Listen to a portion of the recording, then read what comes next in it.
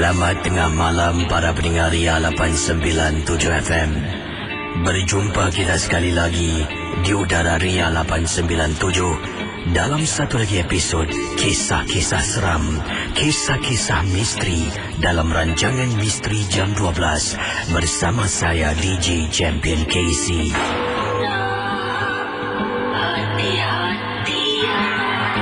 Saudara, sebelum kita mulakan dengan kisah-kisah pada tengah malam ini, di sini Kisi ingin mengingatkan anda semua, janganlah mudah kita percaya kita terikut-ikut dengan apa yang diketengahkan dalam rancangan Misteri Jam 12. Ingatlah, setiap kisah harus kita anggap sebagai satu hiburan sahaja. Anggaplah mendengar MJ12 ibarat anda menonton filem-filem seram. Misteri Jam 12 hanya satu hiburan. Sekiranya kalau anda mempunyai pengalaman misteri, anda boleh hubungi saya di 669111897. Anda juga boleh kirimkan SMS anda kepada saya dengan kodnya Kelab KLUB, jarak, nama anda, kisah misteri anda dan hantarkan ke talian 72346. Ingat, sekali lagi, Misteri Jam 12 hanya satu hiburan saja. Kalau anda rasa takut, matikan radio anda.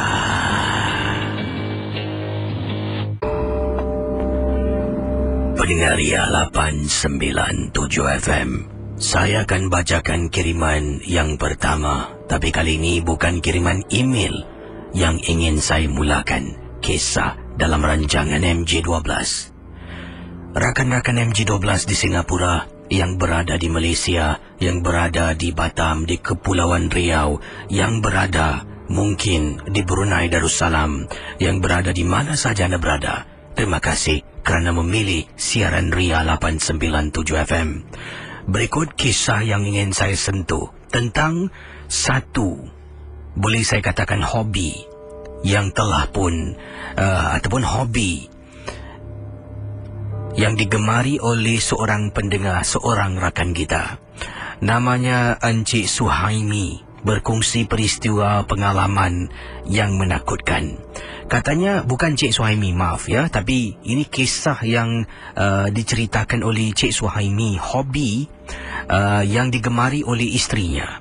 Isterinya adalah saudara baru, merupakan bangsa Cina yang telah pun menganut agama Islam. Dan katanya isterinya memang suka kalau apa jua barang-barang yang ada kaitan dengan purbakala Cina, dia memang suka simpan. Malah rumah kami pun ada beberapa perabot mempunyai motif reka bentuk ya Cina. Jadi kisah yang ingin disentuh, beberapa tahun yang lalu, kata Encik Suhaimi, perkara ini berlaku apabila kami pergi bercuti di negeri China dan melawati Great Wall of China. Bila berada di sana, Casey, isteri saya telah pun membeli beberapa barang. Antaranya sepatu yang cukup kecil yang dipakai. Mengikut sejarah, parts sepatu itu adalah berasal berkurun-kurun lamanya. Dan sepatu dijual dengan harga duit Singapura, wang Singapura, lebih kurang $800, Kisi. Isteri saya memang minat dan memang sepatu nampak antik dan kalanya pun dah katanya kala pun warnanya pun dah hilang. Dan dikatakan di sini mengikut penjual tersebut, sepatu itu berasal lebih kurang hampir 200 tahun yang lalu. Tak tahulah sejauh mana benar ataupun tidak. Pendengar Ria 897 FM. Jadi tawa punya tawa, akhirnya dia jual dengan harga duit Singapura $800. Sepatu itu dipakai oleh wanita-wanita dulu dengan tali yang diikat pada kaki mereka supaya kaki mereka akan sentiasa kelihatan kecil. Jadi bila mereka berjalan, bila kaki yang kecil, badan yang agak besar, mereka akan jalan kelihatan dari jauh macam lenggang-lenggok. Itulah sejarahnya yang diceritakan oleh isteri saya. Dia pun beli. Dan bila dia bawa balik bilik hotel, Memang saya ada rasa benda yang tak kena dengan sepatu itu. Tapi dia tidak tunjukkan. Maksudnya makhluk itu mungkin tidak tunjukkan dirinya yang sebenar. Pendengar Ria 897. Apabila saya balik ke Singapura, dalam rumah saya ada sebuah almari, display unit. Dikatakan telah pun dibeli oleh isteri saya, bukan satu, malah ada 3 display unit. Dia letakkan artifak-artifak dari China, porselin dan sebagainya, dan sepatu itu juga diletakkan dalam display unit dalam rumah. Malam-malam hari, Casey, sedang saya tidur, saya ternampak depan pintu bilik. Isteri nyenyak tidur. Yang terbangun saya, ternampak ada perempuan Cina berpakaian lama sedang berdiri depan pintu bilik kami ketika saya dengan isteri sedang nyenyak tidur pada malam itu. Pendengar Ria 897, kata Encik Suhaimi, bila ternampak susuk tubuh makhluk ataupun wanita Cina berdiri depan pintu bilik, saya terperanjat. Saya terkejut dibuatnya. Saya hanya boleh pejam mata dan istighfar. Gangguan hilang. Beberapa hari kemudian, gangguan yang sama datang. Kali ini kata Encik Suhaimi, saya dalam bilik memang ada tandas. Jadi saya turun dari katil nak pergi ke tandas bilik. Rumah saya jenis mansionette. Jadi rumah saya, bilik kami di bahagian tingkat atas.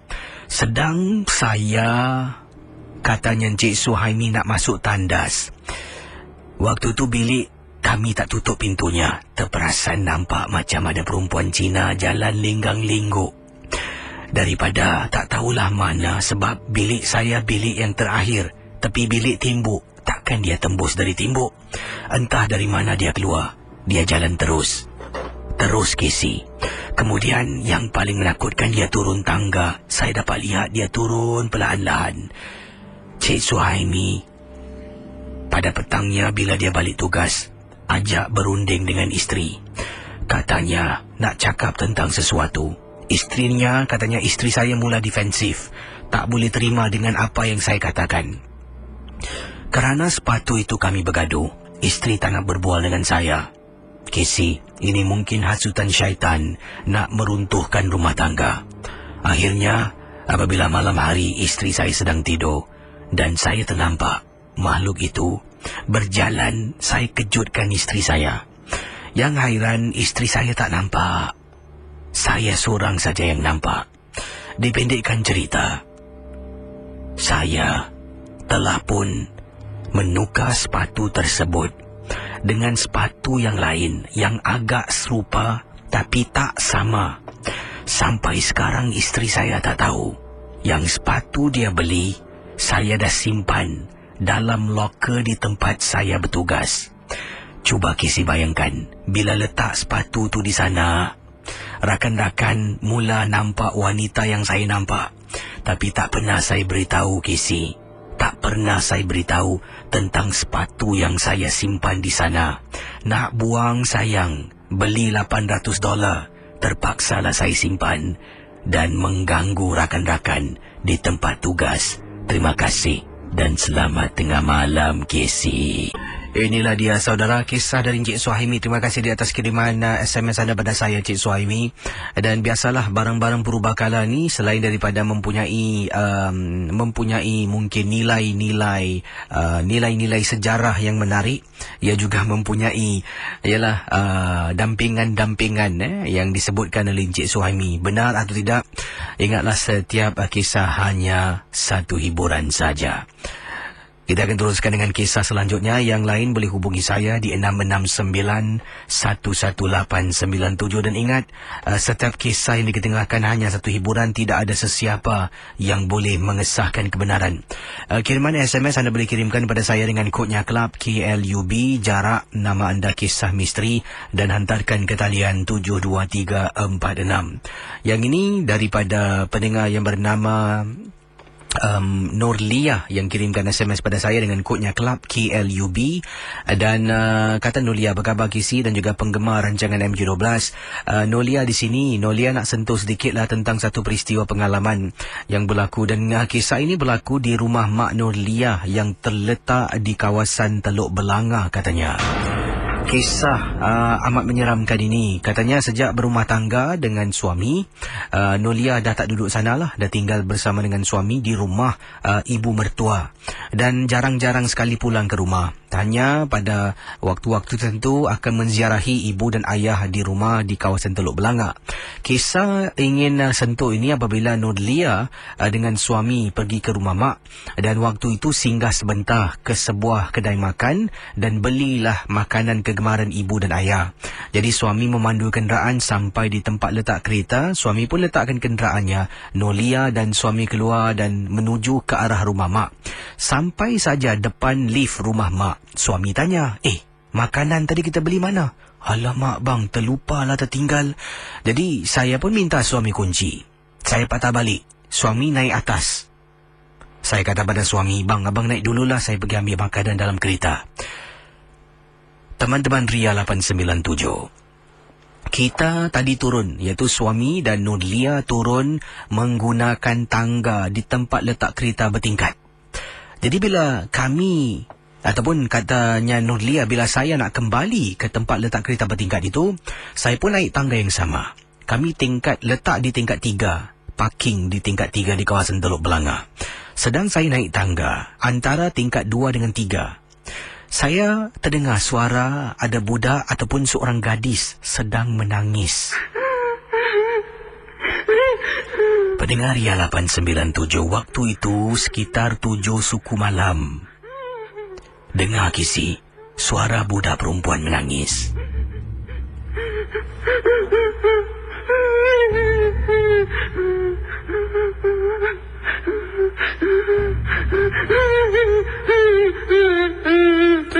Jadi apa yang berlaku? Kata Nolia, kedengaran budak tu nangis macam tingkat 2 antara 2 dan 3. Saya pun naiklah.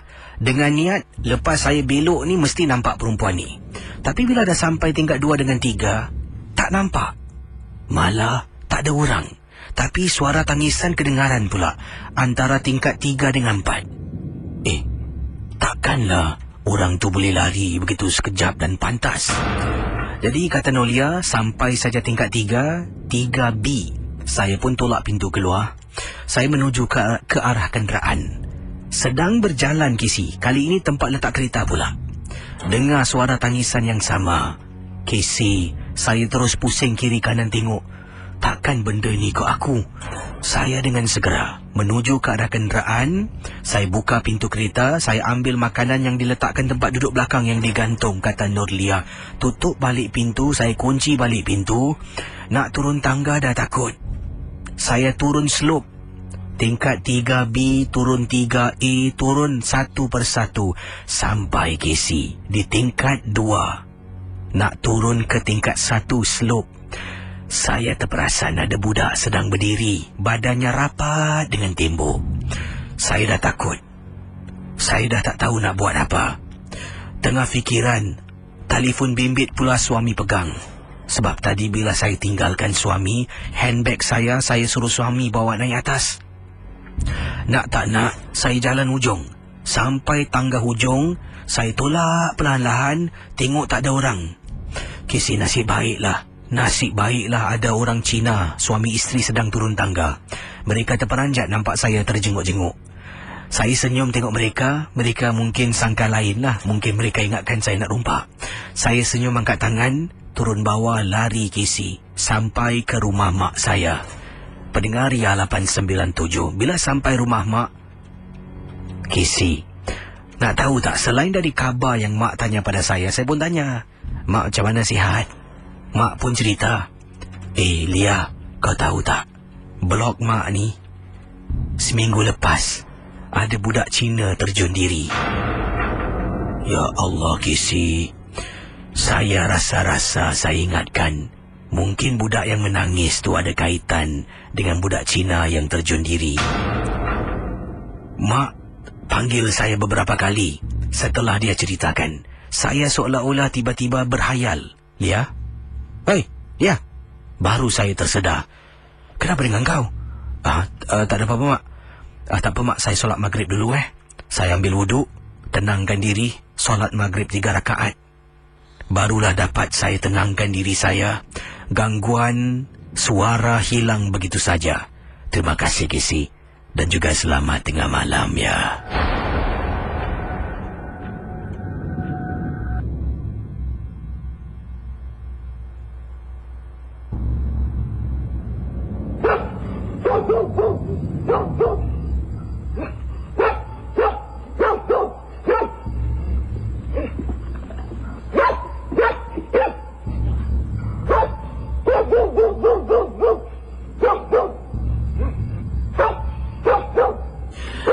Kisah di Teluk Belanga, katanya ada kes orang mati terjun diri tapi tak diberitahu bila waktu ini berlaku.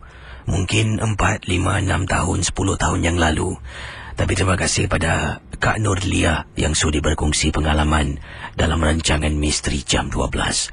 Kita ke hujung talian 669-11897. Selamat tengah malam, siapa bercakap ni? Assalamualaikum. Waalaikumsalam. Silakan. Cik Rashid di sini kan? Ya, silakan Cik Rashid. Awak sihat? Ya, terima kasih, saya sihat. Alhamdulillah, tak ada apa-apa Ini cerita saya ni macam saudara saya ni, saya sekarang tinggal kat Bukit Berapiu. Untuk sementara nak tunggukan rumah kan. Jadi saya, saudara saya ni dia wali doh lah ke rumah dia lah kan. Sekarang saya tinggal seorang. Satu malam tu saya tinggal seorang. Ada perempuan keluar daripada lift. Dia cakap, Abang kenal tak saya? Suara macam saya kenal lah. Saya kata, siapa Apa tu paling ingat saya dulu? Kan saya ni Suria. Dulu kerja dengan abang dekat di Telem. Dekat Jurong. Habis macam mana saya boleh datang kat sini pula? Sekali saya cakap, saya tinggal blok sebelah sana. Dulu kan abang pergi masyarakat di mana? Dia ke kenapa datang malam-malam hari? Tak ada nak hantar mak saudara saya pergi dekat atas tu. Bila dia tengah berbual saya, habis ada orang keluar dari lift, cakap, Cik berbual dengan siapa Cik? Entah, saya tak tahu siapa. Dia kata, nama Malaysia, tak ada orang Cik berbual seorang buat apa. Itu pengalaman saya ni. Terima kasih Cik Rashid. Lagi satu, yang tu hari ada tak ada SMS tu kata jatuh tidur tinggi, jatuh mimpi jatuh dari tempat yang tinggi tu. Itu sebenarnya bukan sihir. Sebenarnya dia cita-cita dia terlalu tinggi. Jadi dia terlalu angan-angan. Jadi terbawa tu. Dia terbawa, cita-cita dia macam terpenggalai ya. Jadi untuk nasihat untuk orang-orang mimpi itu, try berusaha je, jangan lekas putus asa. Itu dia. Terima kasih Cik Rashid. Terima kasih. Baik pendengar ya 897, ingin saya sentuh kiriman SMS yang saya terima dengan kodnya Kelab KLUB, jarak nama anda, kisah misteri anda, dihantarkan ke talian 72346. Berikut ini kiriman daripada Suhana. Katanya, Assalamualaikum, apa khabar Kisi dan pendengar Misteri Jam 12. Nama saya Suhana, Kisi boleh panggil saya ringkas Su sahaja. Su ingin berkongsi satu kisah peristiwa yang menakutkan. Beberapa kali bila Su hamilkan anak yang pertama, waktu tu sedang mendukung bayi Su di tingkap dapur. Su memang suka berdiri di tingkap dapur lah. Dan juga sambil itu menunggu suami pulang dari tempat tugas. Dan waktu itu juga dah tinggal rumah sendiri.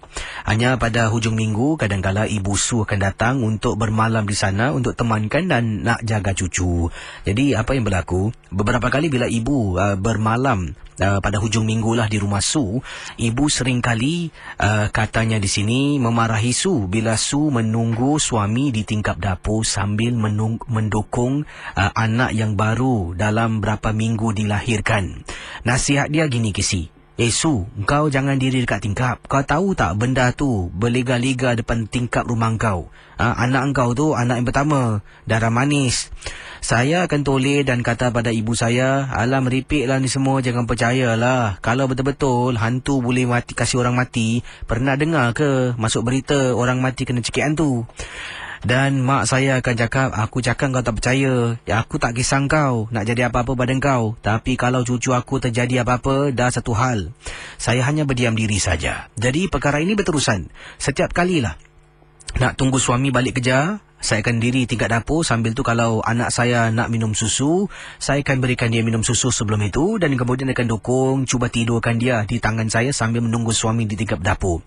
Jadi apa yang berlaku? Pendengar Ria 897. Cuba anda bayangkan kisah yang diceritakan oleh Su. Apa sebenarnya yang berlaku? Saya akan kembali sebentar nanti. Jangan ke mana-mana.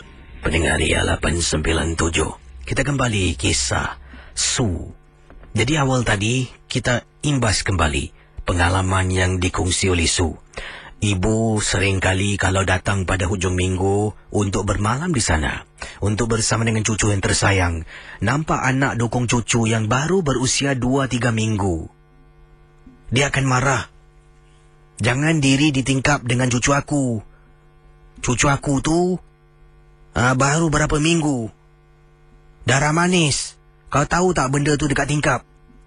Tapi Su hanya kisah-kisah yang dikatakan oleh ibunya tak betul. Bedek. Jadi apa yang berlaku pendengar Ria 897 FM? Inilah kisah yang ingin saya teruskan. Bila ibunya tidak ada di rumah dan perkara ini berlaku pada hari biasa, bukan pada hujung minggu. Kisi waktu yang sama, saya berdiri di tingkap dapur setelah saya berikan anak saya susu badan. Saya nak tidurkan dia. Saya pun dukung tengok jam waktu suami saya nak dekat pulang. Saya pun dukung anak saya bawa tepi tingkap, tidurkan dia. Sedang saya tidurkan anak saya, nampak kisi kereta suami masuk dalam tempat letak kereta. Saya pun kata pada anak, wah, baba dah balik tahu. Tu, tengok tu. Saya pun tidurkan anak. Nampak suami letakkan kereta dan suami tahu saya mesti akan tunggu dia. Suami mendongak ke atas. Pendengar Ria 897. Apa yang bakal diceritakan dari pandangan suaminya, bukan pandangan Su. Jadi Su tak beritahu saya tingkat berapa rumahnya. Tapi pastinya rumahnya di tingkat atas. Suami berada di bawah. Suami setiap kali balik mesti tahu isteri ada di tingkap dapur sedang tunggu dengan anak. Suami dongak ke atas. Su pun melambai. Suami lambai dan suami tetap masih mendongak dan tidak berganjak dari tempat itu. Su lambai lagi. Su panggil. Macam seolah-olah, abang naiklah atas. Suami dongak tengok lama. Kemudian suami tunjuk tangan seolah-olah suruh masuk. Kenapa ni? Tangan dia gerak lagi suruh masuk. Saya pun ke belakang kisi. 1 langkah belakang, 2 langkah belakang, 3 langkah belakang. Kisi, saya nampak ada benda hitam terjuntai dekat tingkap dapur. Sekali pandang macam rambut orang. Astaghfirullah. Saya cuba selawat telinga di telinga anak saya. Saya toleh ke belakang dan jalan. Tunggu suami depan pintu rumah. Suami ni atas. Suami marah saya. Awak jangan diri dekat tingkap. Jangan diri dekat tingkap. Tahu bang, tahu bang, saya takut bang. Kenapa bang? Jangan diri dekat tingkap. Suami saya pergi dekat tingkap. Terus dia angkat tangan, dia azan. Lagi saya takut. Suami tutup tingkap, masuk dalam rumah. Kemudian kami duduk di ruang tamu, tak bercakap. Kami diam. Nak dekat setengah jam kisi saya tengok suami, suami tengok saya. Tapi anak nasib baiklah masih nyenyak tidur. Apabila keadaan dah semakin baik, baru saya tanya suami, bang, apa bernampak bang? Awak tahu tak, masa awak tengah lambai saya dongak tengok awak. Tapi dekat tingkat atas, ada perempuan sedang diri dekat tingkat dapur. Setahu saya, rumah atas tak ada orang. Saya nampak, bang. Saya nampak rambut hitam. Dah lah, awak jangan diri dekat dapur lagi, Jangan tunggu saya, Sejak hari itulah Kisi dan pendengar misteri jam 12. Saya dah tak nak diri lagi Kisi dekat tingkap dapur dengan anak. Kadang-kadang nak terbuat sebab dah biasa sangat. Tapi setengah jalan saya tengok tingkap, saya akan patah balik. Itulah kisah yang dikirimkan oleh Suhana. Terima kasih Kisi dan juga selamat tengah malam. Okey, itu dah kisah daripada pendengar kita yang berkongsi pengalaman peristiwa dalam rancangan MG12. Hai, seram pula dengar kisah daripada Suhana. Jadi itulah kadang-kala mungkin apa dikatakan oleh ibu tak benar tak pastilah, tapi lebih baik kita dengar nasihat ibu. Sejauh mana kebenaran kita tak tahu, dan kiriman SMS anda boleh, kalau ada komen boleh kirimkan kepada saya dengan kodnya Club KLUB dan jarak nama anda, kisah misteri anda hantarkan ke talian 72346. Yang ini pengalaman-pengalaman yang lain katanya daripada Syazwan. Kisi, kisah malam ni seram-seram Kisi. Saya pula malam ni tengah guard duty sorang-sorang, seorang lagi kawan tak dapat datang. Hai lah Kisi, nampaknya saya tak jadilah buat clocking. Hihihi. Anyway, tu thumbs up untuk MG12 pada malam ini, memang seram. Yang ini daripada Zalina, kata, bro Casey selalunya dengan MG12 dengan adik saya. Tapi kali ini adik saya pun baru berumah tangga minggu lepas. Dah pun tinggal ikut suami, tinggal rumah mertua. Sekarang dengar sorang-sorang saja Casey, suami saya pula bertugas. Hai, nampak gayanya setengah jalan saya matikan radio pun cantik. Seram malam ni. Yang ini daripada siapa ni? Katanya, saya telah pun membantu Casey. Apa pula ni? Ada orang... Ya ke? Jangan macam itu, kadang-kadang ni entahlah. Tak apalah, saya baca sikit lah, Katanya sini, saya telah pun membantu Casey. Mengunci ada seseorang yang nak mengganggu Casey di udara. Dan harap Casey maklum. Sebab mungkin Casey tak perasan. Tapi saya dah dapat sekat orang itu supaya tidak mengganggu ketika Casey bercerita. Terima kasih dari Ober Mardi. Baiklah, walaupun pun tak ada apa-apa pun, saya rasa tadi semua okey, alright lah, terima kasih. Apa jua, ingatlah kita harus anggap MG12 hanya satu hiburan, Mana ada orang boleh kunci-kunci ni semua ni. Baiklah. 669-11897. Sila hubungi saya sekarang. Kita teruskan kisah misteri jam 12. Pendengar 897. Bagi yang takut, perlahankan suara radio anda. Kalau anda berani, terus bersama saya sampai 2 pagi nanti. Selamat tengah malam. Siapa bercakap ni? Nur. Dan Nur buat panggilan dari mana, Nur? Dari Woodlands. Nur ada pengalaman kisah tentang apa? Silakan. Adalah satu beberapa bulan lepas. Masa tu saya dengan tunang baru jam perjalanan pulang. Dari jumpa kawan main pool dekat Katong tu. Lepas tu bila kita orang dah ambil balik, nak balik Woodlands, lalu dan tiba-tiba di hadapan kami ada satu kereta ni tau Kisi. Kereta satu orang tu seorang je.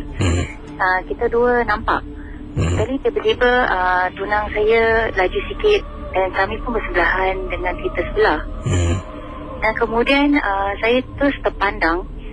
Sekali saya ingat mungkin bayangan. Kedua kali saya pandang lagi Kisi, ya Allah. Saya nampak ada satu perempuan baju putih, rambut panjang tengah duduk di sebelahnya. Masa tu saya sempat signal dekat driver tu. Tapi driver tu macam buat tak indah saya gitu. Dia macam tanya saya, macam signal tangan macam kenapa? Saya cuba signal pakai gunakan mata saya, signal kat sebelah dia, tapi dia buat bodoh lah, tak layan saya. Jadi bila saya mau beritahu tunang saya tu, bila on the road tu, saya tak boleh cerita, tergamam, bulu roma semua ternaik. Jadi bila sampai ke bawah blok rumah kami, saya cerita, saya baca doa, saya cerita dengan tunang saya, baru tunang saya cakap dia pun perasan memang kat sebelah tu tiba-tiba ada satu perempuan tengah duduk. Padahal masa sebelum tu kita nampak dia seorang je. Itu pun lepas laluan PKE Mandai. Selepas itu kami dah saya dah tak pandang lagi lah kalau naik motor malam lepas bypass expressway ni semua. Saya dah tak nak tengok dah kereta kat sebelah ke kanan kiri depan. Dan saya kan dah takut. Tu terserempak lah gitu Dia terserempak pasal terpanjat. Dia pasal nak kata bayang tidak mungkin pasal 2-3 kali saya pandang. Ini anda kata anda tinggal di kawasan Woodlands. Ya, saya. Ada kiriman yang saya terima. Mungkin saya nak tanyalah, anda seorang penduduk Woodlands lah sejauh mana kebenaran tak pastilah. Tapi ini SMS baru masuk ni. Datangnya daripada Encik Zainal. Katanya KC kalau berani KC pergilah dekat Woodland dekat Woodland Water Center. Kat mana tu Water Center tempat orang pancing-pancing ikan dekat situ. Banyak penampakan. Bukan waterfront ke? Water Water Center. Water Center kat mana Water Center tak ada, tapi waterfront ada. Katanya situ banyak penampakan. Ada yang sampai kena rasuk dan sebagainya. Boleh kisi check it out. Ada pernah dengar tentang kisah tempat ni? Kalau waterfront ni, saya kat waterfront ni selalu kat sini. Tapi alhamdulillah tak ada apa-apa.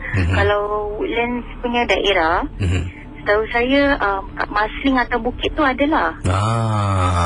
Selalu situ kalau orang seorang jalan kan, nanti boleh nampak jemaah dia. Pasal tunang saya dulu pernah naik basikal, nampak benda tu tengah duduk atas batu. Dia nak pusing balik, nak tengok lagi sekali. Tapi dia tak berani, tu dia balik. Wah, terima kasih sama. Kembali baik pendengar Ria 897. Kalau anda ada kisah misteri, anda hubungi saya 669-11897. Sebelum itu saya ingin ketengahkan satu kisah yang ringkas. Datangnya daripada seorang pendengar.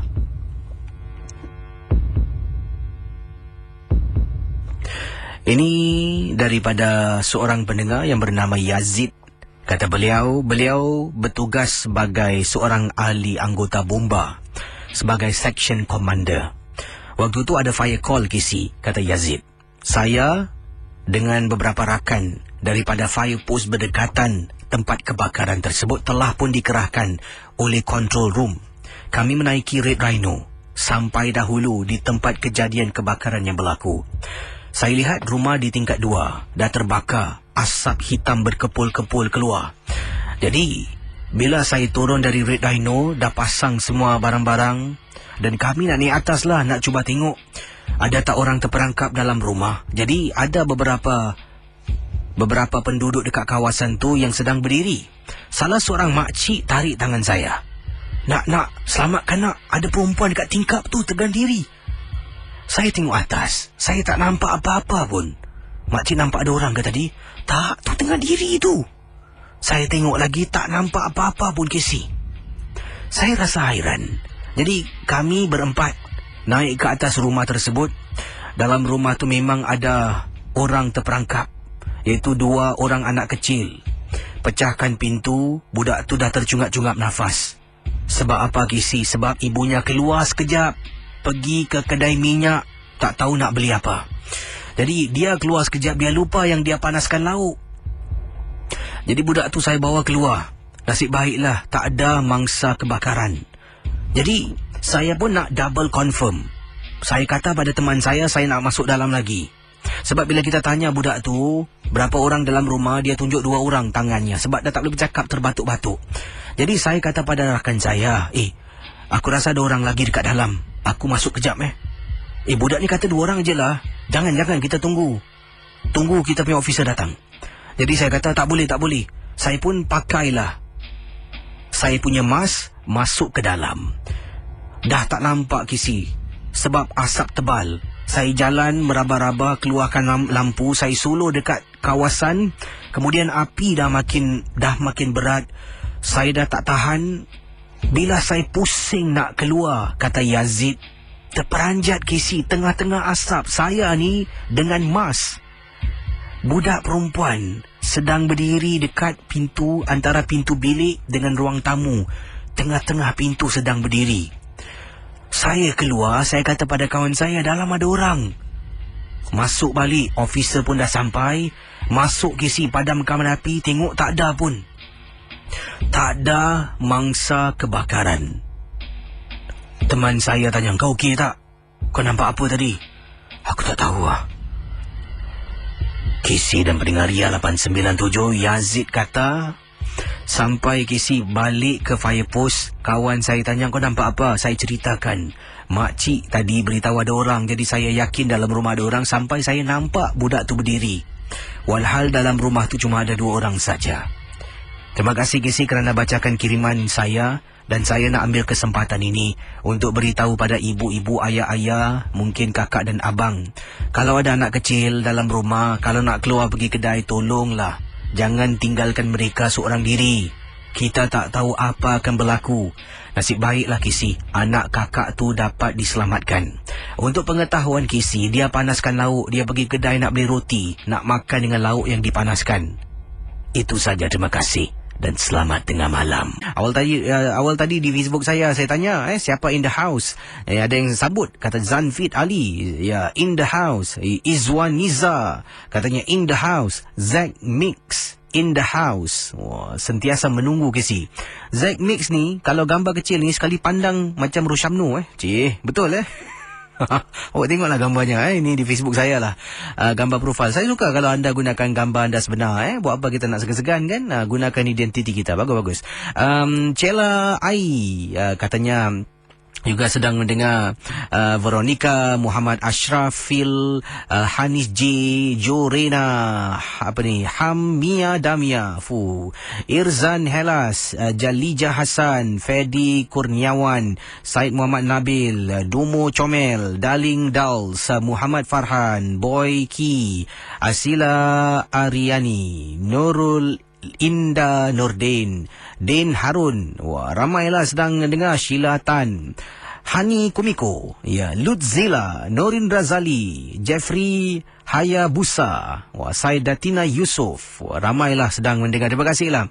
Dan juga saya difahamkan semakin hari semakin ramai juga rakan-rakan dari seberang tambak yang sedang memantau siaran Ria 897 FM Misteri Jam 12. Dan terima kasih. Kalau boleh spread love, anda beritahu rakan-rakan yang lain. Sebab apa? Lebih ramai yang mendengar rancangan Misteri Jam 12, lebih banyak cerita saya akan dapat.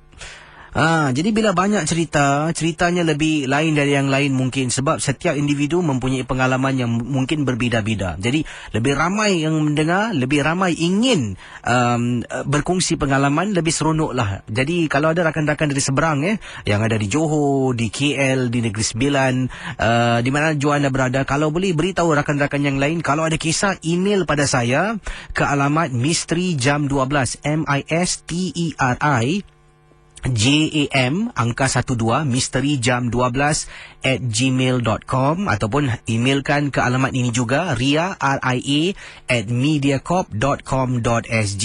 Saya mengalu-alukan kiriman-kiriman email anda. Dan kalau boleh email pada saya, bahasa tu biar sempurna lah. Jangan anda gunakan shorthand SDG. Apa tu Kisi? Sedang. Kalau faham, kalau tak faham bunyi lain pula.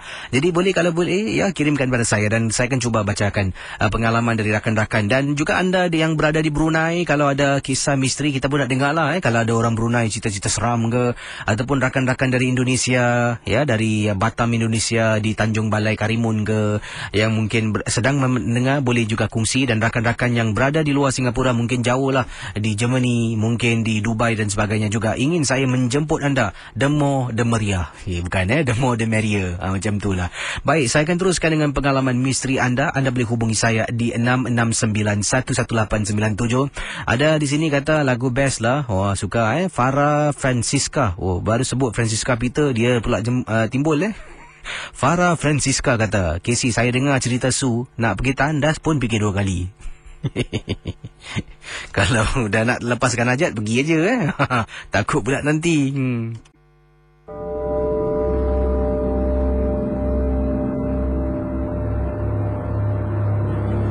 Rakan pendengar Misteri Jam 12, saya ingin ketengahkan satu peristiwa yang ini berlaku. Bagus kisahnya. Datangnya dari seorang pendengar, bukan di Singapura, dari seberang tambak. Dan beliau bertugas sebagai seorang pemandu bas jenazah. Adapun nama yang lebih digunakan di sinilah. Saya gunakan bas jenazah. Tapi abang ni kirimkan email pada saya, bas mayat. Apa khabar Casey? Apa khabar semua pendengar Misteri Jam 12? Ingin saya Adi berkongsi peristiwa. Waktu itu saya bertugas sebagai pemandu bas jenazah dan kisah pengalaman ini berlaku sekitar tahun 2001. Saya ingat lagi semasa perkara ini berlaku. Bas yang saya pandu dari sebuah masjid dekat taman, saya tak nak sebutkan nama tempatnya, sebuah masjid yang terletak bertempat di kawasan Johor. Setelah solat Isyak, saya nak hantar bas tu dekat tempat letak bas dan nak pulang ke rumah menunggang motosikal saya. Rakan-rakan MJ12 kata Adi, apabila saya dah habis solat, iaitu solat Isyak, saya pun keluar daripada pekarangan masjid. Saya makan bungkusan yang saya beli awal tadi bersama dengan ahli masjid yang lain. Dan kemudian setelah pukul 10 lebih malam, ramai yang dah pulang, termasuk saya pun nak pulang, nak hantar bas ke tempat letak bas balik. Jadi apa yang berlaku? Rakan saya semua dah balik lah. Antara orang-orang masjid semua dah bersurai tinggalkan masjid. Jadi saya pun kembali ke bas. Saya hidupkan enjin beberapa kali, kata Adi. Enjin bas saya tidak boleh dihidupkan.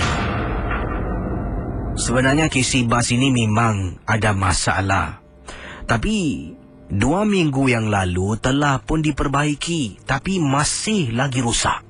Saya cuba hidupkan lagi. Alamak, dalam hati, takkanlah sekarang rusak. Saya dah mengantuk nak balik ni kisi. Besok saya kena bangun awal. Saya ni bertugas part-time ataupun separuh masa sambilan kerja sebagai seorang pemandu bas jenazah. Jadi apabila saya berada dalam bas, dah marah ni sebab esok pagi saya bertugas tapi bukan tugas memandu bas mayat ataupun bas jenazah. Ada tugasan yang lain yang perlu saya sampai pukul 9 pagi. Jadi saya telefon seorang rakan, merupakan seorang mekanik untuk datang bantu saya. Kalau bas ni tak dihantar, esok orang lain tak boleh gunakan. Saya yang dipertanggungjawabkan. Pendengar Misteri Jam 12, Adi menelefon rakannya beberapa kali. Rakannya pun menjawab panggilan dan rakannya kata, kasih aku setengah jam nanti aku sampai. Sebab rakan pun tinggal berdekatan dengan masjid yang disebutkan oleh Adi. Saya pun dah tak tahu mana, saya pun baring. Saya baring di mana kisi? Saya baring dalam bas. Rakan-rakan MJ12, kata Adi, dalam bas yang saya pandu, basnya memanjang. 4 tempat duduk di bahagian hadapan merupakan tempat duduk biasa yang memandang ke arah tempat pemandu bas. Dan di tempat duduk paling belakang di mana diletaknya jenazah ataupun keranda, situ ada 2 tempat duduk melintang. Kalau boleh saya sebutkan paralel antara satu sama lain. Jadi ia memanjang seolah-olah macam katil. Jadi situlah yang saya baring sementara menunggu kawan mekanik saya sampai untuk betulkan bas yang rosak. Rakan MJ12, kata Adi, bila saya sedang baring, saya tak tahu dah berapa lama saya baring. Tiba-tiba tempat besi keranda yang ada di bas tersebut, ada orang atau sesuatu hentak dari dalam berkali-kali. Saya sampai terbangun dari tidur. Bila saya bangun kisi, dalam bas yang saya baring, bau pacai. Kuat sangat baunya. Bau pacai kisi. Saya istighfar berkali-kali. Barulah saya tengok jam. Saya call rakan saya. Saya telefon rakan saya. Hampir lebih kurang nak dekat setengah jam yang lalu dia belum sampai-sampai. Jadi rakan-rakan MJ12, apa yang berlaku? Katanya Adi, saya ambil telefon, saya cuba cari. Tadi aku telefon kawan aku. Mana pula ni?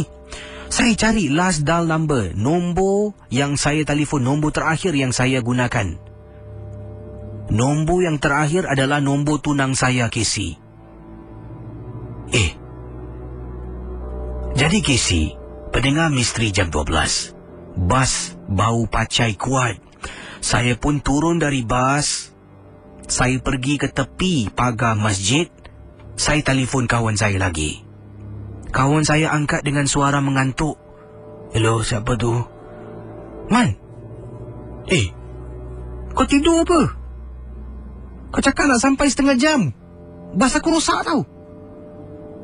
Saya marah rakan saya. Siapa ni? Akulah Adi. Bila masa kau call aku? Aku tidur. Aku tak call kau ke? Rakan-rakan MJ12, baru saya tahu yang mungkin saya bila tertidur termimpi semua yang saya buat tu. Tapi padahal saya tak buat. Dalam mimpi saya lakukan perkara itu. Saya letak telefon, saya kembali dalam bas, saya hidupkan enjin bas boleh KC dihidupkan. Astaghfirullahalazim. Takkanlah saya tidur sampai gitu sekali. Saya tak teringat pun. Rakan-rakan, misteri jam 12. Mungkin perkara itu berlaku saya tak perasan. Tapi itulah hakikatnya. Terima kasih dan selamat tengah malam dari Adi di Johor Bahru. Jadi saya suka dengan jalan cerita yang diceritakan oleh Adi dari seberang ni. Jadi dia tak tahu ni. Mungkin agaknya dia bermimpi lah yang perkara itu benar-benar berlaku. Basnya enjin tak boleh hidup. Jadi dia rasakan macam dia tu menelefon rakannya. Dia rasakan yang dia tu baru nak baring dan terbangun apabila terdengar bunyi basnya bergegar. Dia dah bangun, dia nak cuba telefon rakannya seperti saya ceritakan awal tadi lah. Dia tengok last dial number, nombor yang terakhir dia telefon tu adalah nombor tunangnya. Dan tidak mungkin, mustahil sebab dia tahu yang dia telefon rakan. Bila tu benar-benar lah, rupa-rupanya dia tu dalam keadaan tidur. Dan bila dia tidur pun dia tak perasan. Ini bagaimana agaknya. Satu jalan cerita yang baik dan dalam banyak-banyak tempat Adi boleh pilih nak tidur dalam bas jenazah. Kalau saya tak apalah. Kalau saya tidurlah dekat luar atas lantai pun tak apa. Dalam bas jenazah awak nak tidur nasib baik awak tak tidur dekat atas tu tempat jelah Tapi tak apalah. Kisah cukup menarik. Terima kasih pada Adi di Johor Bahru dan kita akan terus dengan pendengar kita di ujung talian 669-11897. Baik, daripada seberang tambak kita beralih kisah ini ke Singapura pula bersama dengan pendengar kita. Hello, apa khabar Cik Onan? Assalamualaikum. Khabar baik. Baik. Dan anda buat panggilan. Waalaikumsalam warahmatullahi. Buat panggilan dari mana ni? MacPherson. Ini MacPherson, estate perumahan Otai tempat lama ni. Jadi lama ni, orang lama ni. Pengalaman ni berlaku bila? Tahun lepas ke dah lama berlaku? Ini baru-baru juga lagi sih. Apa kisah ini? Silakan. Saya muskil lah. Saya nak dia pernah biar kalau kasih pendapat ni saya mesti yang baru-baru ni saya going ke Kuala. You see? Masa saya dah going ke tu saya letak atas pinggan. Lepas saya dah letak atas pinggan tu saya letak atas meja lah. Lepas saya going lagi lah. Tak semena-mena sikit dalam berapa minit gitu yang saya letak atas meja tu meletup, you see. Pinggan tu meletup dengan kopok. Kalau kalau pinggan tu jatuh, pinggan tu dengan jatuh dengan seketil-seketil kalau macam ini dengan berderai tu. Pinggan di atas meja meletup. Saya terpanjat. Saya astagfirullahaladzim. Saya pun tak tahu. Nenek saya yang ada di rumah lah. Waktu tu lepas maghrib lah. Dalam baru-baru ni ada minggu lepas itu. Itulah saya muskil. Kenapa pinggan tu boleh meletup tu macam saya pancit. Kuat lah Kuat. Saya tengok tu pinggan tu berderai dengan string. Dengan saya tak kena anak saya. Itulah saya nak tahu apa maksudnya lah tu. Terima kasih lah. Nanti kita cuba tanya kalau ada. Terima kasih. Baik, itu dia tadi. Waalaikumsalam warahmatullahi ta'ala wabarakatuh. Itu rakan kita dari MacPherson yang berkongsi. Pertanyaan jugalah dari beliau tentang pinggan yang meletup tu. Macam mana? Apakah mungkin angkara pinggan meletup tu? Baik, 669-11897. Ada beberapa SMS yang saya terima daripada rakan-rakan MJ12 ni mengatakan, KC, memang benar KC. Beberapa kali bila sedang mendengar rancangan ini terputus-putus talian ataupun terputus-putus. Oh, kisah-kisah KC. Adakah KC terhenti-henti? Saya rasa saya ada berhenti juga beberapa kali, tapi bila saya berhenti pastinya akan dengar background music lah. Adakah anda dapat mendengar background music ataupun selalunya kalau saya berhentilah mungkin nak telan air ludah ke, nak tarik nafas ke sebab cerita panjang kan, saya akan off mic macam ni dan saya akan kembali. Jadi ada kat sini kata, KC, aku rasa betul SMS yang diterima tu kena kunci sebab tu terputus-putus. Anyway bro, you take care. Kisah malam ni memang seram dan power to the max. Okay. Yang ini daripada siapa ni? Dari kiriman pendengar kita bernama Fitri. Bro, KC sedang mendengar MJ12 dan sekarang ini sedang menjaga bangunan, antara bangunan paling kronik di Singapura. Oh, saya tak nak sebutkan lah nanti orang yang bertugas di sana takut pula. Tapi malam ni gua tak cuak. Cuak cuak mungkin kalau ada rakan-rakan dari seberang yang tak tahu tu, mungkin dari Indonesia, cuak tu tak takut lah. Gua tak takut malam ni sebab ada members. Satu members Uncle Otai, nama dia Mr. Sam, juga sedang menjaga guard house dan dia cakap gua gila dengan cerita tu malam-malam. Okey.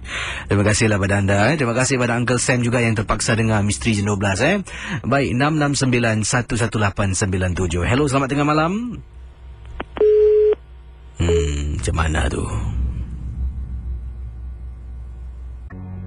Saudara, kalau anda ingin bercerita boleh ke udara. Ya, kalau yang segan nak ke udara tu susah sikit lah. Bukan saya tak nak dengar cerita anda, saya nak dengar. Tapi masalahnya ni anda telefon salah waktu. Kalau tak nak ke udara tu susah lah. Sebab nanti yang lain-lain akan tertunggu-tunggu kan. Jadi bila anda tak ke udara, lain sama tunggu mana si KC tak on air ni Jadi kalau yang nak bercerita boleh hubungi saya di 669-11897.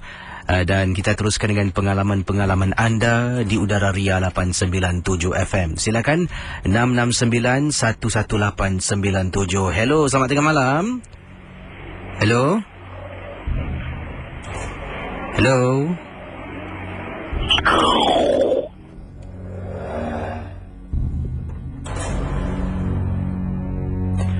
Baik, silakan 669-11897 Ini kalau betul-betul lah dia makhluk halus takkanlah dia tunggu sampai suara keluar radio Hairan macam-macam orang Baik, 669-11897. Kita terus ke hujung talian, silakan. Hello, selamat tengah malam. Hello, salam. Hello. Cerita, nama saya Salim Cik Salim, ada pengalaman tentang apa Cik Salim? Saya pengalaman dulu dekat di Kolam Air Silakan. Cerita ni macam satu hari saya pergi kat sana Kolam Air ni. Ini tahun 1968 Okey. Bila saya jalan kat sana tu, ada kuartus kosong Dari hari tu hujan lebat lah. Ini hujan lebat, saya tak ada tempat nak berlindung. So saya pergi kat kuartus kosong tu, blok F lah. Kalau satu hari tu, waktu tu sudah jam hampir-hampir nak pukul 11 tu. Saya kerja factory kat sana dekat Kolam Air. Tapi saya dah tak ada hujan lagi, saya lari pergi dekat tu quarters lah. Saya masuk je kat situ, kosong di rumah tu. Saya masuk, saya tolak pintu tu, kosong, tak ada orang. Saya duduk sekejap lah. Kalau hujan makin lama makin lebat lah. Saya dah tak boleh ingat apa-apa lagi Saya duduk je lah.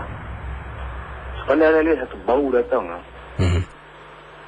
Bau macam, nak cakap mayat ni bau ke, bau busuk lah. Saya pun tak tahu apa nak bikin kan. Saya baca-baca sikit lebih kurang. Saya baca-baca pun tak jalan juga kan.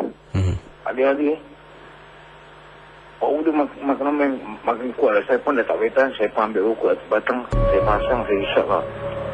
Sekali belakang saya ni ada satu besar dia, orang lah macam hitam lah. Terus saya tak boleh cakap apa lagi Saya dah macam dah tak boleh bikin apa. Sampai saya kalau cakap jangan marah saya sampai terkencing. Saya dah tak boleh bikin apa-apa lagi Jadi saya diamkan diri kan. Terus habis-habis lepas itu saya nak jerit dengan orang pun dekat luar tak ada. Saya pelan-pelan baca pelan-pelan. Kat atas pula ada orang, apa ni, dekat tu ceiling tu, dia orang ketuk-ketuk, macam orang ketuk-ketuk lah. Habis saya pusing belakang, orang tu dah tak ada tau. Orang tak jadi lah. So, hujan-hujan tak nak pun saya keluar pelan-pelan, dua tapak. Sekali ada bau pokok bunga melu lah. Ada bau pokok bunga melu. Lalu pintu tu hujan lebat, pintu tu tutup, saya dah ke dalam. Saya tak cakap, saya terfikir apa, saya mengucap, saya baca lah. Baca, saya diam.